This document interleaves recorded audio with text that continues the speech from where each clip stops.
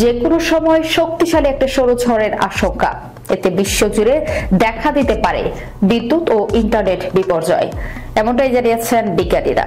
তারা সতর্ক করে বলেছেন, যে কোনো মুহূর্তে বড় আকারের এক সৌরঝড় পৃথিবীতে আঘাত হানতে পারে। জানা যায়, পৃথিবীতে সবশেষ বড় আকারের সৌরঝড় আঘাত হেনেছিল 1250 বছর আগে। সে ঘটনাকে বলা হয় মিয়ামি ইভেন্ট। বিজ্ঞানীরা বলছেন, পৃথিবীতে আঘাত হানতে যাওয়ার সম্ভাবনা সৌরঝড়টি অনেকটা মিয়ামি ইভেন্টের মতোই হতে পারে। এ বিষয়ে যুক্তরাজ্যের রিডিং বিশ্ববিদ্যালয়ের বিজ্ঞানীরা ম্যাথিউ ওয়েলস বলেন, আরেকটি মিয়াকি ইভেন্ট পৃথিবীতে বিপর্যয় ঘটাতে পারে। মহাকাশ বিজ্ঞানীদের জন্য এটি বিস্ময়কর হলেও এমন ঘটনা বিদ্যুৎ সরবরাহকারীদের জন্য উদ্বেগের।